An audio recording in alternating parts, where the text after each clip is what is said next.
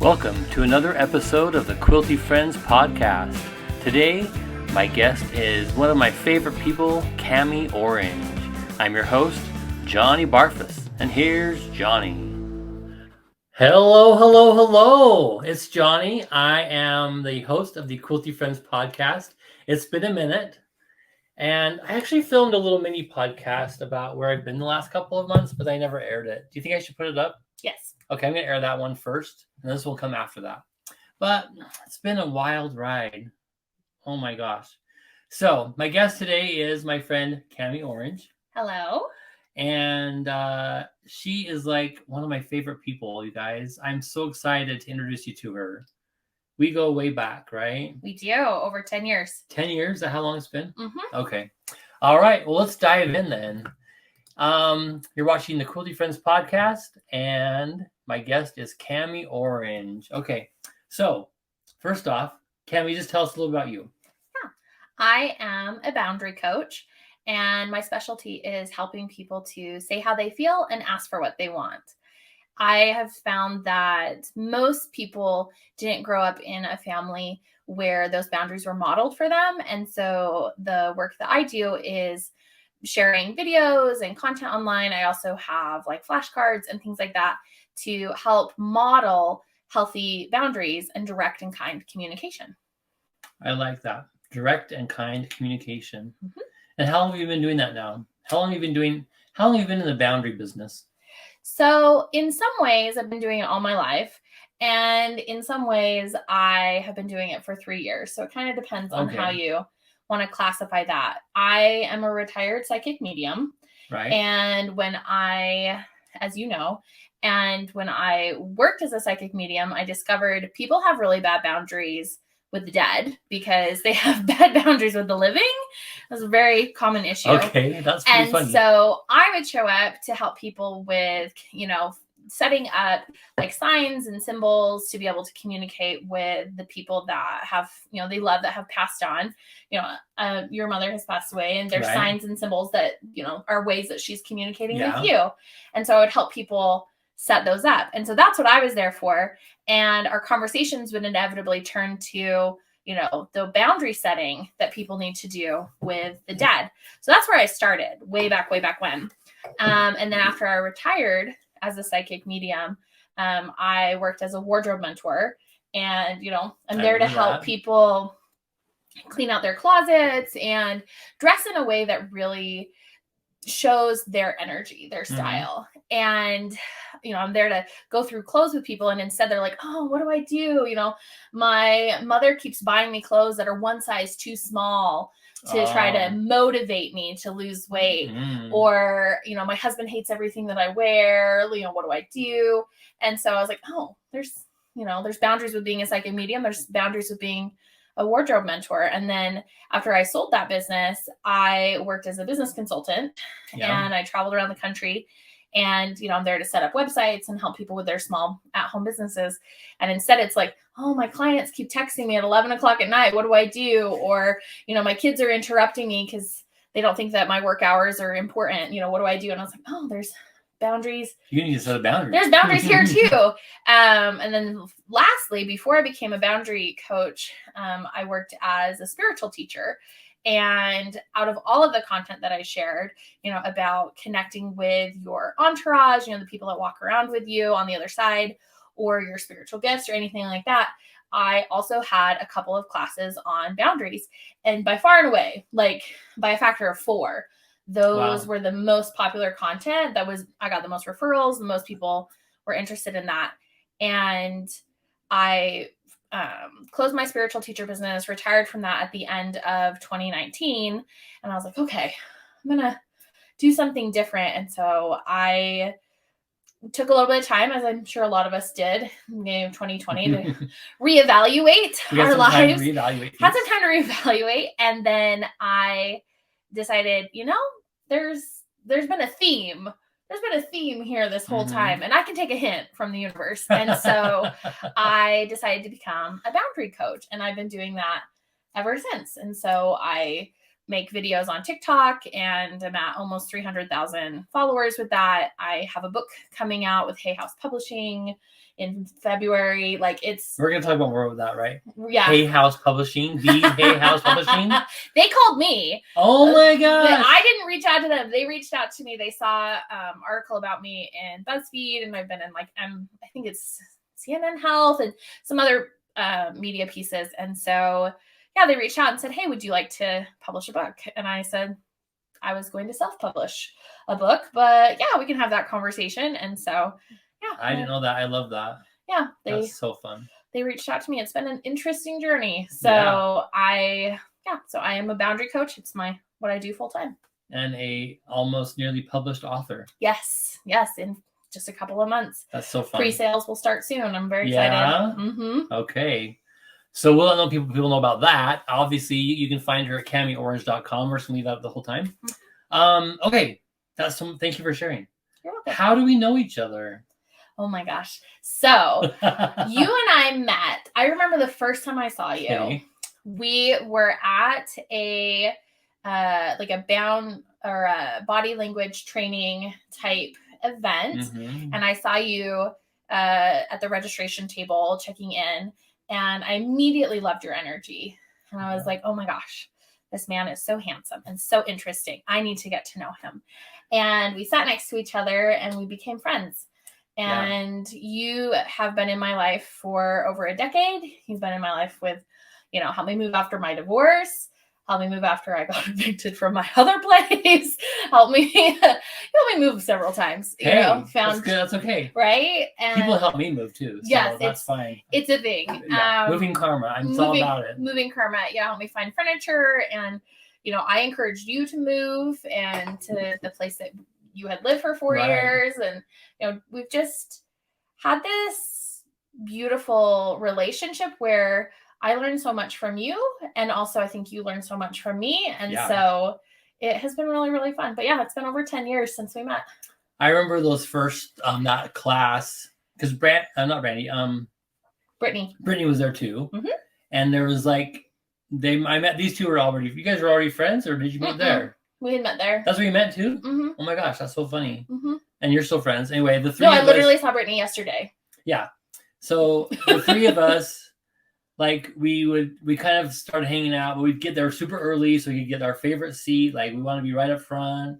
And it just kind of became a thing, that whole training. Mm-hmm. And then we did another one together, didn't we? Wasn't there? Yeah. So, 10 years ago. That's crazy to think about. So because it's a full moon yesterday, and it's all about decluttering, letting go, and all that stuff, I've been burning old journals, notebooks, and today I went through the old notebooks of that era and threw them on the garbage.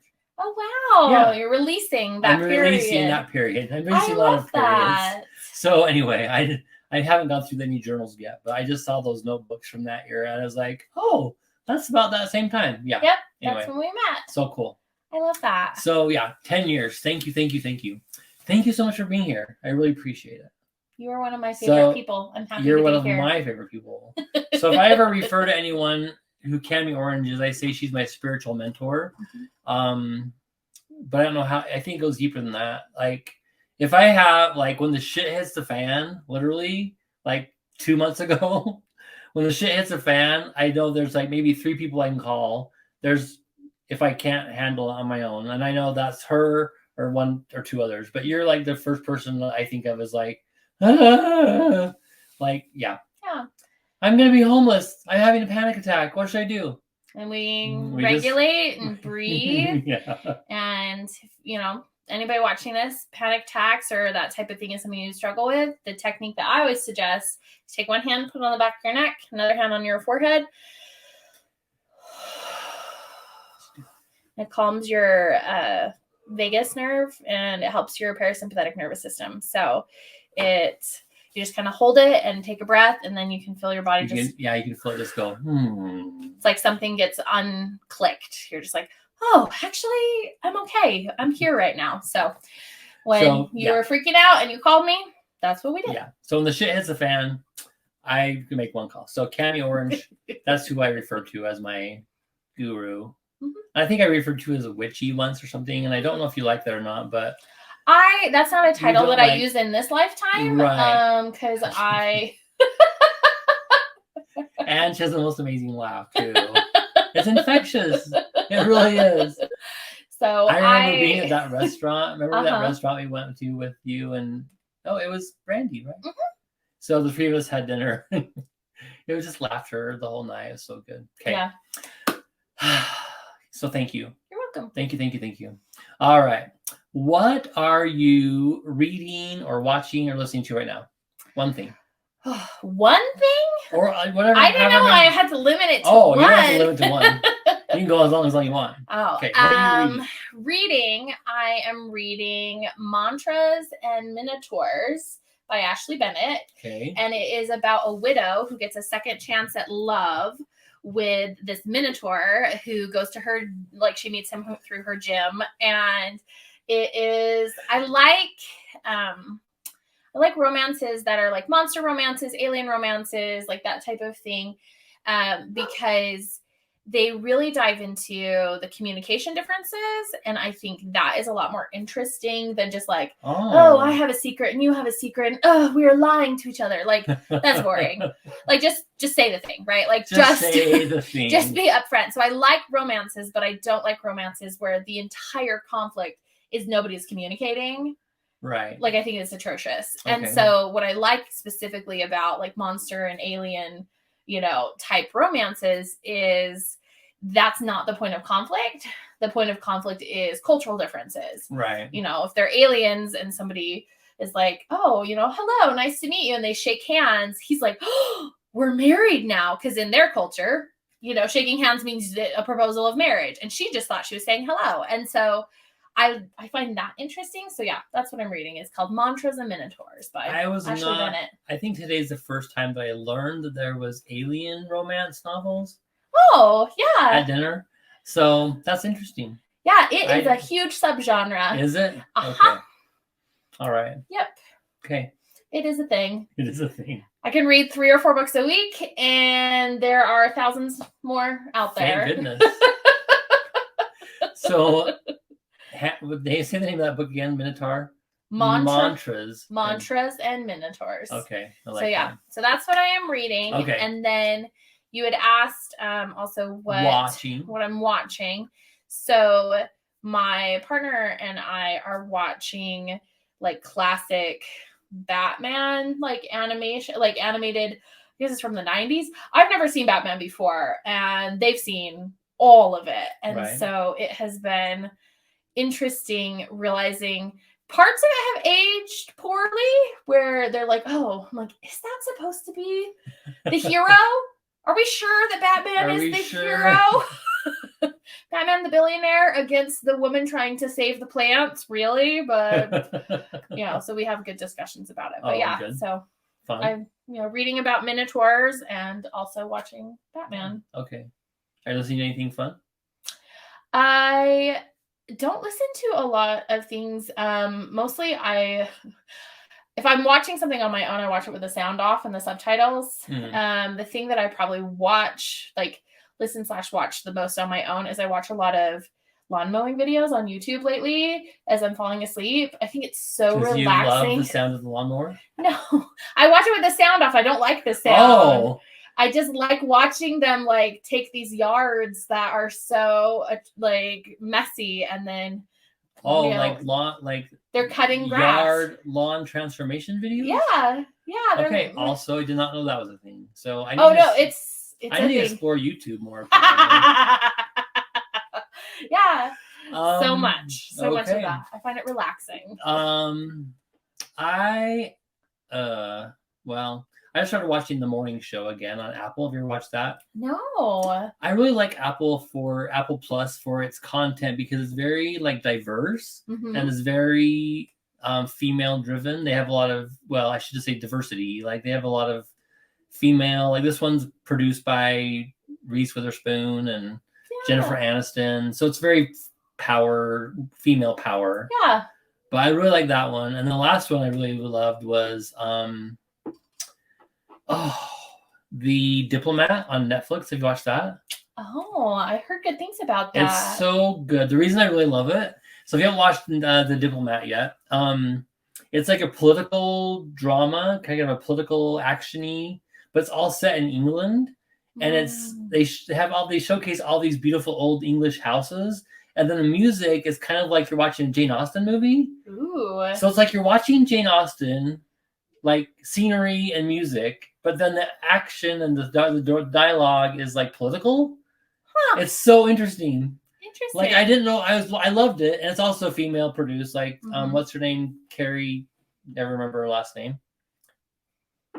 Anyway, she is the main actress in it. Carrie something from that TV show. You guys know what I'm talking about. Anyway, so I just liked that. But I was watching it the other day, and I was like, "Oh my gosh, this music is beautiful!" And I was like, "Oh, they keep showing all these English countrysides and old English mansions." I'm like, it's like watching Jane Austen. Yeah. But anyway, so check it out. I love that. Check it out. All right. Let's move on to talking about making. Yes. Okay, so the reason we're here. The reason the podcast is about making for mental health. Now, I have talked a lot about quilters, but you're not a quilter. I am not a quilter. Have you ever made a quilt?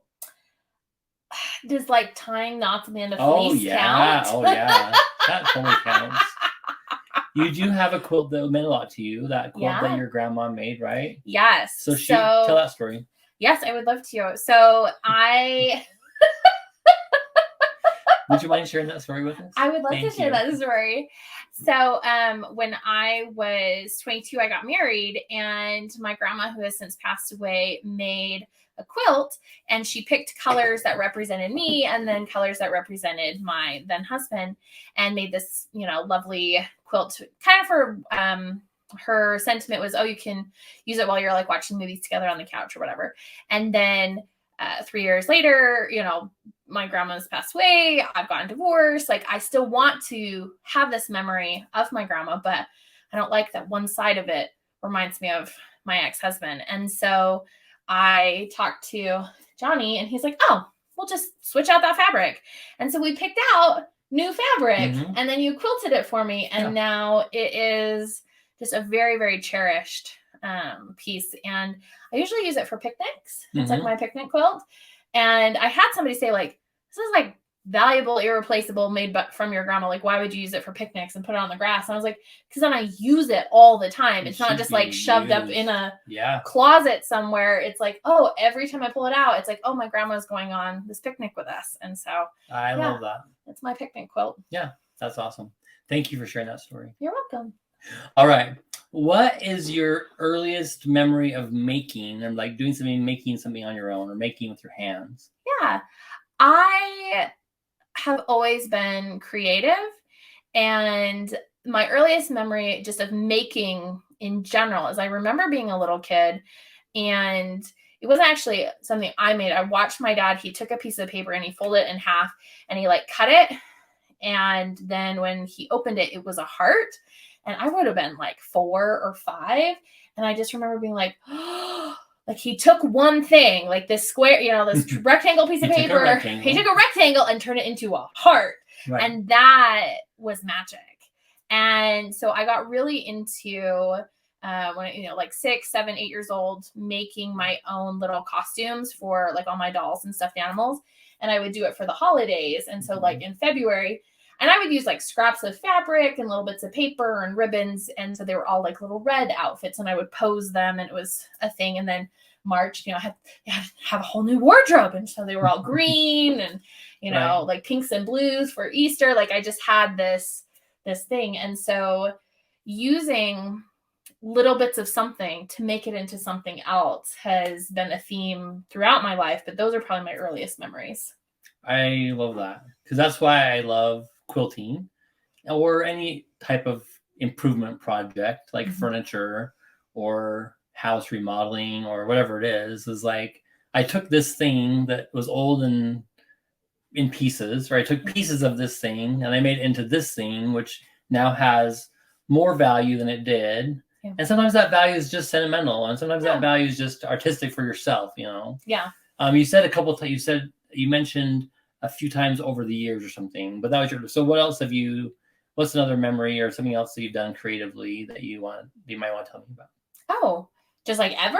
Yeah, in your lifetime. In my lifetime. So I love functional art. That really, really resonates with me. And so I remember one of the first times I had my own house to decorate. Again, I don't know why I'm talking about my ex-husband so much, but anyway, we got married. Finally, the first time in my life, 22, I had my own place to decorate. And I found these like gorgeous, gorgeous pillows that were like hand painted off of like pillowcases off of Etsy. And they were $45 a piece. And I got 2 of them. I put them beautifully on the couch. And then my husband at the time was a machinist covered in little steel chips comes home, and he laid down on the couch and he scrunched the pillow up and put it under his head. And I was like, this is not okay. But I had to take a step back and be like, okay, do we exist as humans to function around the pillows, or should probably the pillows function for the humans that live here? And it was this epiphany moment. And ever since then, I believe, beauty often follows function. Right. And so like with the quilt, it's a picnic quilt, like it has a function to it. Yeah. Or I love to decorate my spaces, and it's not just, I want to hang a piece of art on the wall, but also how do we rearrange the furniture so it has the best energetic flow? How do we create a space that has a specific mood and a specific emotion? And so to me, that's very functional. And I just right before, just over this last weekend, rearranged my dining room, and my partner's like, oh, this is better. I know. Thank you. Yes, that is why I did it. Now we can have people over, and it like the flow is better, because before it's like the table was all squished up against the wall, and it just was this awkward, like, it's fine, it works. But I was like, no. We can make it can be better. It can be better. And so I do a lot of like home projects, home decor. I'm pretty handy with that kind of stuff. I restuffed a chair recently. You did? Yeah, I restuffed. What do you mean restuffed a chair? So like the chair, the stuffing had scrunched. And so, and then the supports at the bottom of the chair, was a big upholstered chair, had fallen out. And so when you sit in it, you're kind of sitting like this, and it's just falling apart. But it was very precious to someone that I love. And so I was like, I can figure this out. And so I, got some more stuffing and some more pieces, and flipped the chair upside down, pulled all the guts out, rearranged everything, put it back in. And chair is perfect now. Nice. Yeah. So functional. Wow. I like that. Thank you. You're so cute. And I know that you love chairs. It's one of your... I do love chairs. One of my love languages is chairs. Yeah, you collect chairs. Yeah. Amongst other things. So speaking of like making for mental health, is there a time that you noticed that making something or doing something with your hands was good for your mental health? Yeah, absolutely. When I really launched as a boundary coach, I was making a lot of digital content. I was making videos every day. I was making like PDFs. I was just doing a lot on my phone, a lot on the computer, and I was making a lot. Like I was creating things, but it was very hands-off in the sense that it just exists on a screen. And I realized I was starting to feel out of touch with myself, and it was the worst timing, because I'm like in the middle of launching something, and then I'm like, I don't think I want to make anything anymore. And I realized that I needed to make not just digital things, but also tangible things, because for me, making things with my hands really grounds me in my body, in my life, in the moment. It reminds me to have gratitude, to be present. And so because I like rearranging my room and doing stuff, I was like, okay, we're going to take a break from making videos today. And I tore my room apart and, took all the art down, hung the art up, rearranged everything. And at the time I was living with roommates. My roommate came in and was like, what are you doing? And I was like, rearranging so I feel better. I'm like, are you feeling better? You seem a little off. I was like, no, it'll be better in the end. And just that act of creating something tangible within my space really grounded me. So even though I kept making digital content, I also prioritize doing physical things, whether it's stuff in the house. I do a lot of gardening, find some dirt, pull weeds, repot my plants. or, I took an embroidery class recently. So You did? Like hand embroidery? yeah, hand embroidery. That's fun. Yeah. And I'm making a no-sew rag rug. So is that the one over there? That's what this is. Okay, we'll talk about that in a minute. Yes, I know. I brought it to show you, even though somebody was not impressed. I am impressed. No, you were like, is that it? That little thing? Thank you. I've been working on it for a year. And I also moved 4 times, wrote a book, and got in a new relationship, okay? Sometimes projects take longer. Oh, I know. I'm so proud to bring my project and show you. And you're like, is that it? That little thing? You've been working on it for a year. I've been working on it for a year. You better show them how big I've been working on it for a year. No, it's a no-sew rag rug. So you braid it, and then like the braids all go around. Yeah. Do you want me to tell them the story of this? Yes, please. Okay. So since we're on the subject. So I am an eccentric, and about 6 years ago, I bought this dress that I was like, okay, I love this dress. So I bought 2 more of it, and I was like, I think I'm just gonna wear this dress every day. And so I wore the exact same dress. I have multiple of the same thing in this color every day for same color, same dress. I had like 3 of them. So like if you open your closet, you look like, one of those cartoon characters that all the shirts are the same. So I did that for probably about a month and a half. And I was like, okay, I'm tired of just wearing this one dress, but I still love this color. And then I kind of stepped back and realized 60% of my wardrobe was already this color. And so I got rid of everything else. And I was like, I'll just wear this color until I'm tired of it. And 5 years later, I finally was tired of it. I did a session with a psychedelic therapist and had this really transformative experience. And after that, I was like, I'm done with the coral, like the coral paint. I'm done with coral. It took 5 years, but I was like, I'm complete. And I was like, okay, what color do I want? Yellows or blues or greens. And the color that came up was white. And I was like, white? Is white even a color? But then I was like, okay, so I bought some tank tops. And I was like, I'll wear this till I'm sick of it. And it's been a year. And then you might notice a little bit, like you can tell I'm not wearing white now. So probably about 3 or 4 weeks ago, suddenly it was like, oh, it's time to start wearing more color. And so I'm trying different colors, and I have some orange and some pink. And I'm like, what if I started wearing multiple colors? Wow. What will I do with myself? Which everybody does, but like I've been wearing one color every day for extended periods of time. Like to the point that you wouldn't have to see me that day to be like, if I got lost and like, what was she wearing? That's what she was wearing. Like orange. Always. She's in coral. Yeah. And so to be like, oh, I might like start changing it up. Yeah. So hot pink today. Yeah. So hot pink today and the overalls. So I had an entire closet full of coral clothing, and I was done with them. And so I decided to turn them into a very small, at this point, rug. But a rug. It is a rug. It's on its way. It's a lot of work. Yeah. It is a lot of work. I wouldn't want to do it. So I have an entire duffel bag full of coral clothes that I've cut up into coral strips. And yeah, you just braid it. So you're braiding. And you braid it, and there's no sewing involved. It's just braiding all the way around. All right. Thanks for bringing that. I really appreciate it. Is that it? Thanks for roasting me. I can take it. On your mental health podcast? Is that it? Encourage people's creations. Hooray! Oh my gosh, that looks so good. I know. I went up and it's okay. My partner's like, is it a hat? No. No, it's not. It could be. It's not a hat. It could be a boot cover. It could be like one breast cover right now. Like if I was like some type of Viking maiden and be like, hello. Yeah.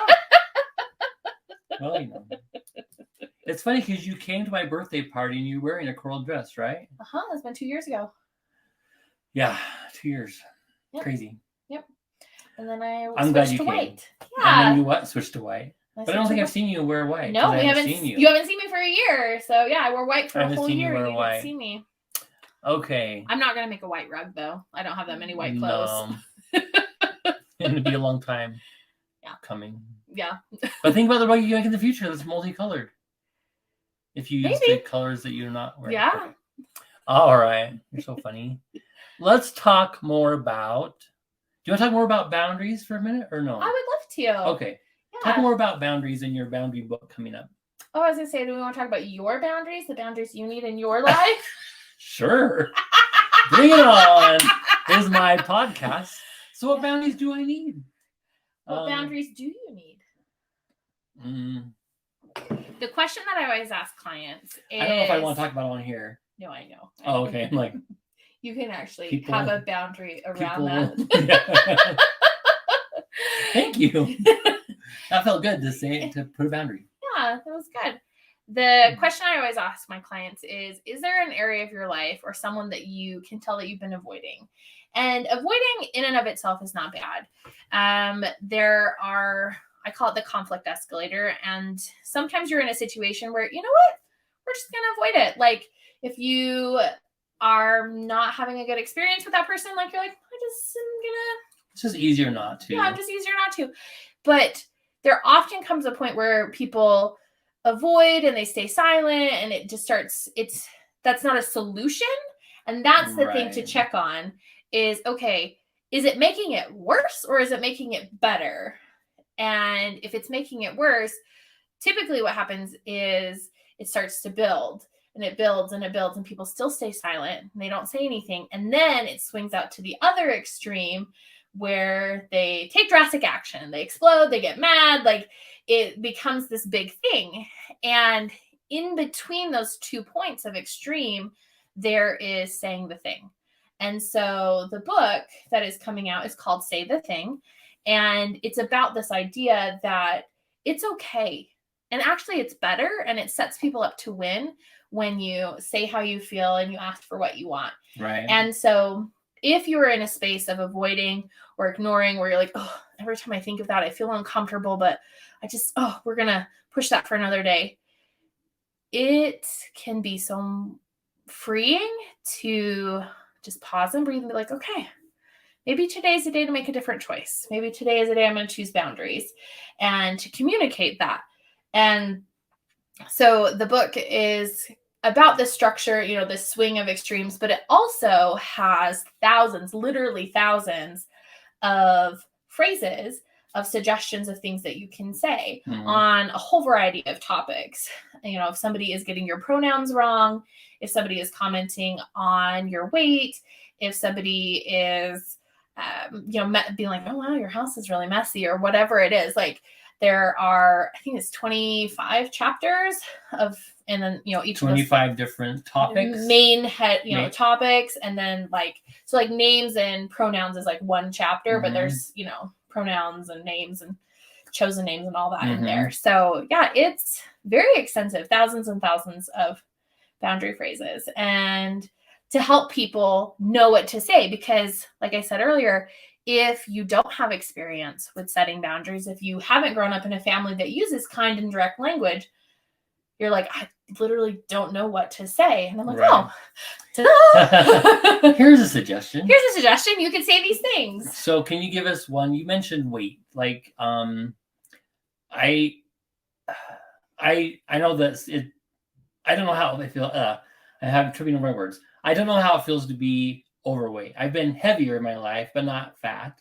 I haven't been that overweight. So, but I have a lot of empathy for people who are or have gone through that. So give us an example of how someone might handle someone else commenting on their weight. Yeah, absolutely.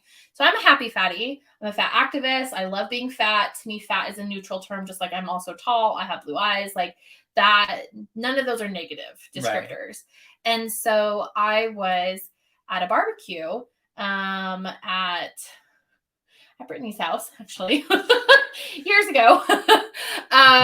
And, that I met Brittany at the same time I met you. Yeah. And so I was sitting back there and I was eating, I was about to take a bite of potato salad.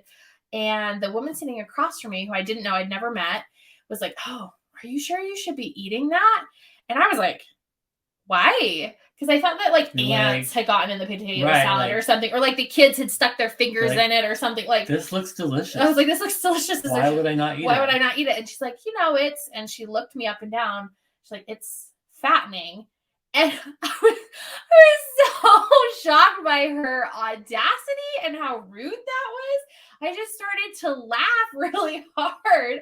And I think she got embarrassed. And that wasn't my goal in laughing. I was just like, did she really just say that to me? Yeah. And I said, oh, we don't comment on people's bodies like that. That's inappropriate. And she's like, oh, and she got up and she left. And so she might have even have left the barbecue. Like, she might have just gone home. Like, I didn't see her again the rest of the evening. And so in those situations, like, I already know that it's not okay to comment on people's bodies like that. And so I'm not searching for something to say. I have a pre-memorized phrase. Mm-hmm. And so when people comment on like, oh, are you sure you should eat that? That's fattening.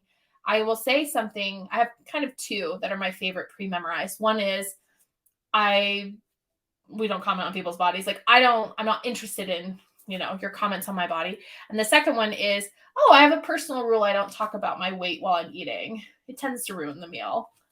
And all of those are in my book. Right. I love that.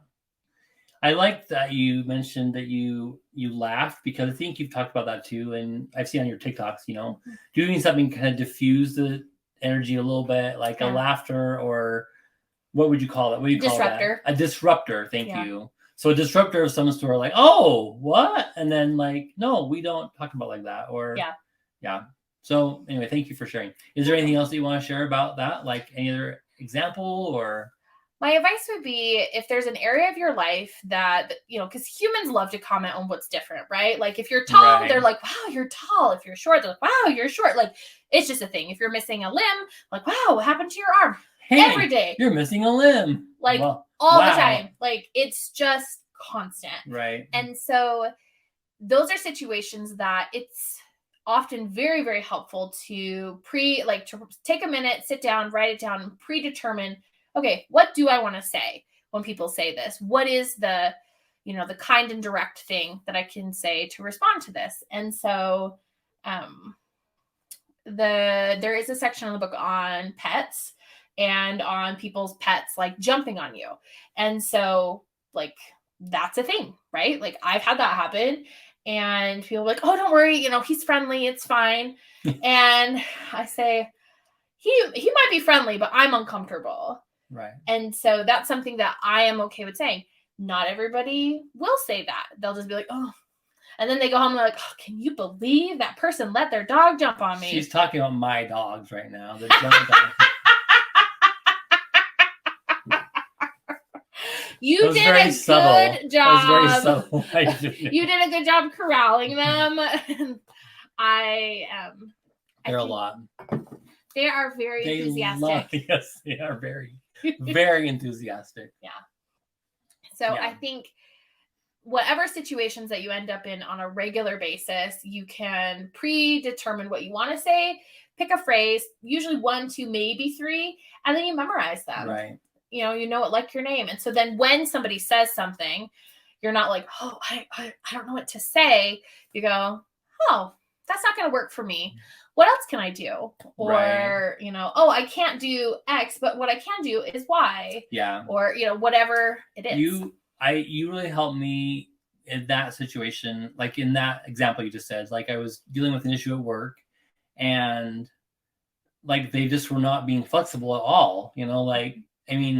This is the way it works, and that's it. And I'm like, well, that doesn't work for me. Well, so what? And anyway, it doesn't matter what that happened on the end, but like for me, being able to say that doesn't work for me, what else? What's another option? And I think what I really keep hearing is like mindfulness. Like, it's mindful to think about those phrases beforehand, to have a phrase in mind beforehand, so that you can so you're not thrown off, or like, because there's so many times or opportunities that you get stuck, or you are blindsided or whatever by the thing or by the person saying that thing, that you just go and freeze. And I always like, I come home and cry on the way home or something, that I could have been done differently, but had I like spent that time memorizing or practicing the line that is, no, it's not okay that we talk about that,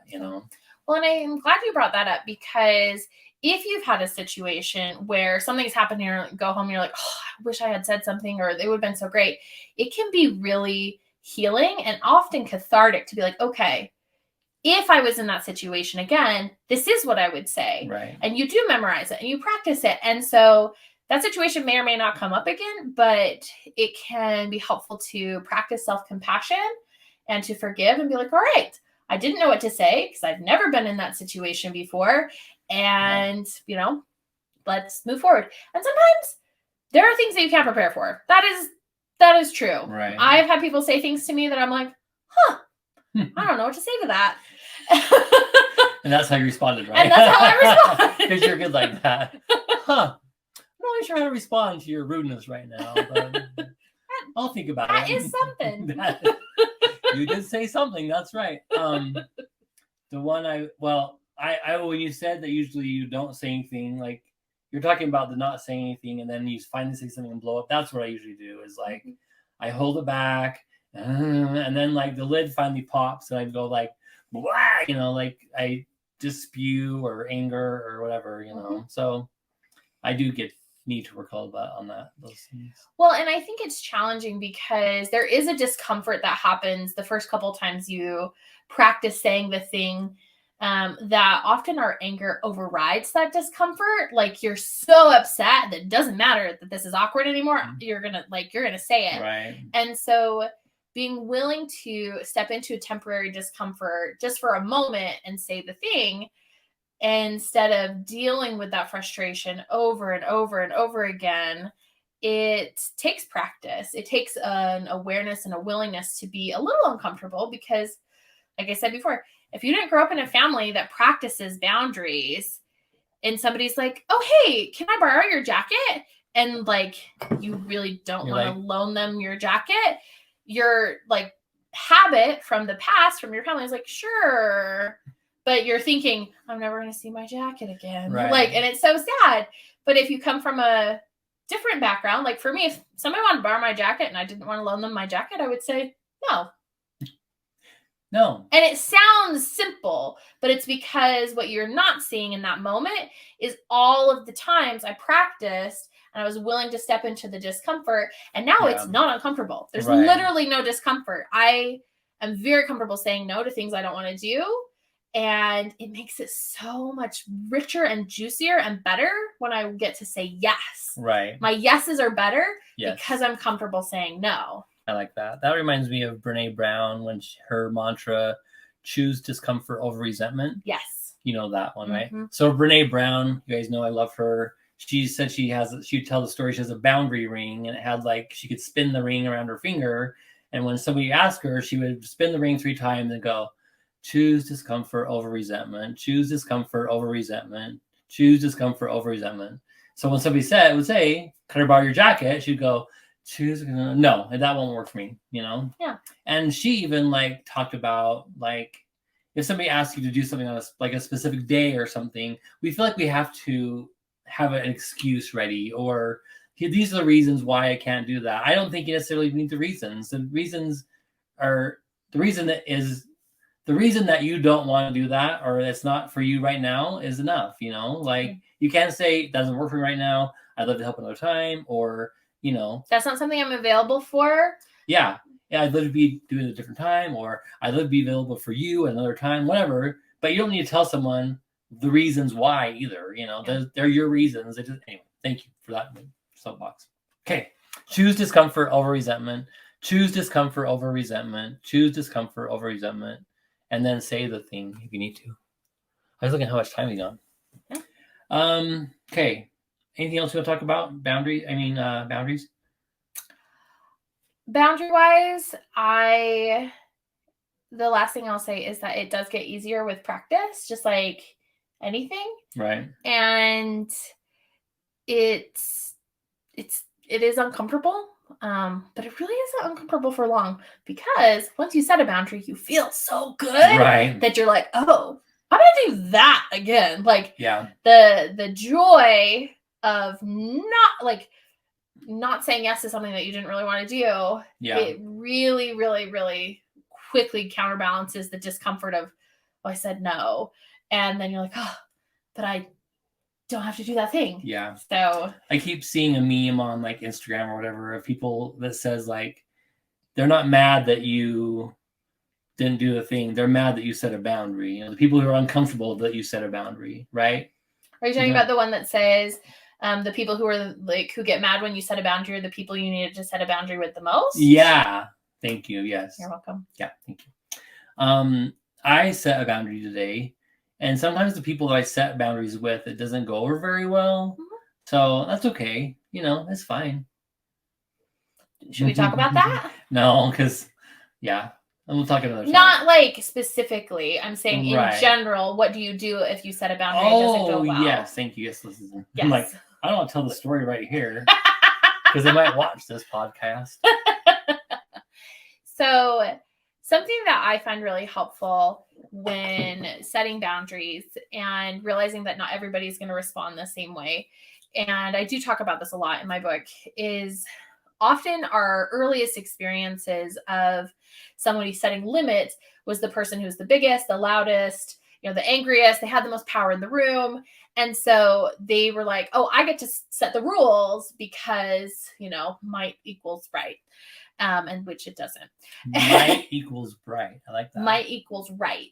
Oh, right. Might equals right. I'm bigger than you, so you have to do what I say. That kind of concept. It's not, and it's incorrect. Right. And so when people are grown up and they go to set a boundary, sometimes the person that they are setting a boundary with, that person's experience was similar.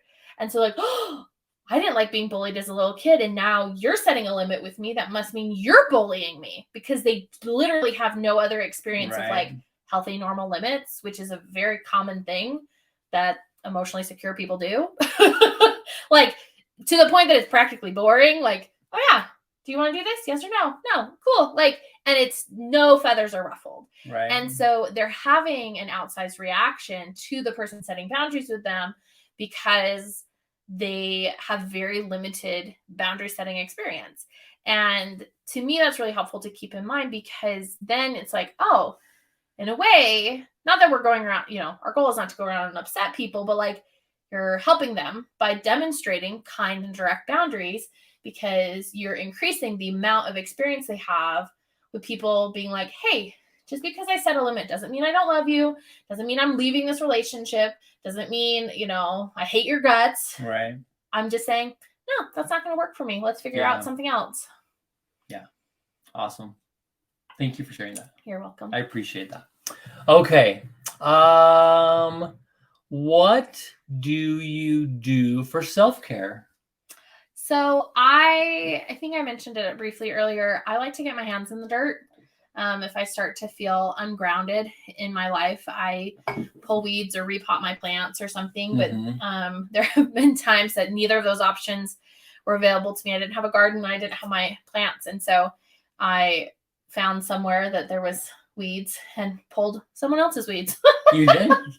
I was like, can I pull your weeds for my mental health? Can I borrow your yard for a minute? Can I borrow just this corner? I just need to sit here and put my fingernails in the dirt. But oh, wow, that's neat. It really, really grounds me. And that's really important to me. I also take a lot of naps. Oh. I take a nap probably 5 days out of 7. Like, it's... Yeah, I love naps. I love them.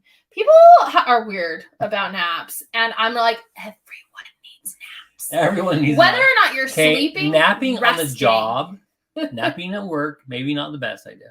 Okay, napping without communicating with your people that you're taking a nap, right? Yeah. Okay, but otherwise, resting, napping, it's very good for you. Yeah, I do love naps. Yeah. Anything else that's your favorite? Those are my favorites. All right. This question is, what are you working on right now? You bought us your rug. Thank you. My beautiful rug. Okay. Is there a cause that you're passionate about that if everyone listening right now sent $1 to support, where would you want to go? I do all of my charitable donations on individual basis.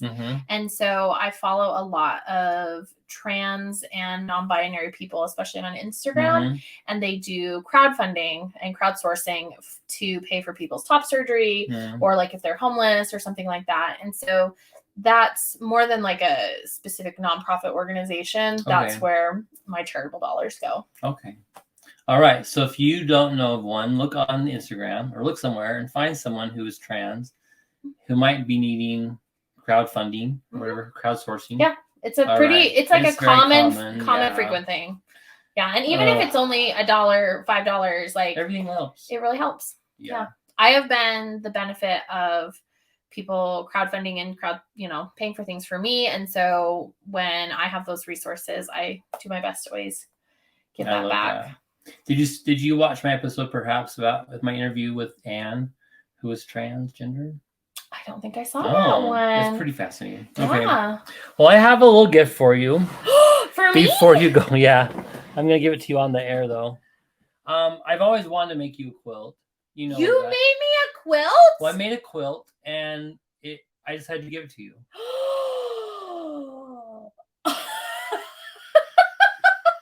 Because you're such an important part of my life. Yeah. Oh my gosh, I'm so honored. Might need something there. But anyway, do you want to open it up and look? Yeah. Oh my goodness.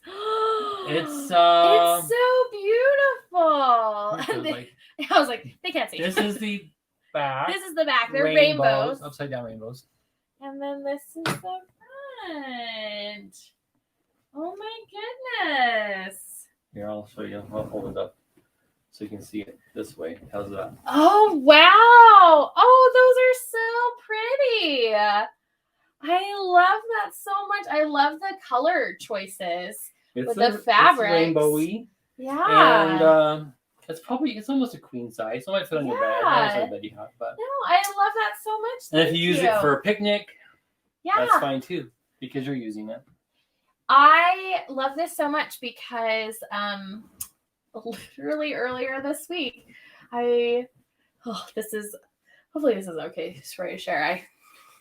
My partner has a quilt that they sleep with that I am less of a fan of. It's not very pretty. And I was like, man, I need to get like another blanket or quilt. And so hooray! It's very rainbowy. Yeah. So thank you. You're welcome. Oh, we're rainbow people at our house. We have pride flags hanging in the window and all that. So a little gift of my appreciation for all the things that you've done for me over the last 10 years. Thank you so much, my friend. Thank you. Oh my gosh, I love this. Yeah. Thank you. I was gonna hang on my wall and I'm like, wait a second. Cammie's coming to visit. I think I'll give it to her. Yeah. Perfect. All right. Love it. Well, thank you. Again, if you want to know more about Cammie, go to CammieOrange.com. I'll put the link in the comment section. And thank you so much. Yeah. And if you're looking for more ways to set boundaries and you need help, before the book comes out, I have $10 printable flashcards. It's my top 40 favorite boundary phrases. Top 40 favorite boundary phrases. Yep. And those are on CammieOrange.com. CammieOrange.com. For $10. Yep. And they can pre-order the book coming soon? Mm-hmm. And that will be on the website when that comes out. Yeah. All right. Awesome. Thank you so much. Thank you so much. I really appreciate it. So fun. Thank you. All right. Until next time, love you a long time. And say the thing. Say the thing. And keep making. Keep making. And be kind. That's all there is. Be kind to one another. All right, have a good one. This has been another episode of the Quilty Friends podcast. I'm your host, Johnny Barfus. I'm also your producer, Johnny Barfus. I'm also your sound engineer. Like and subscribe to this video if you haven't already. I'd love it if you subscribe to my YouTube channel as well, or find this wherever you find your favorite podcasts. Have a good one.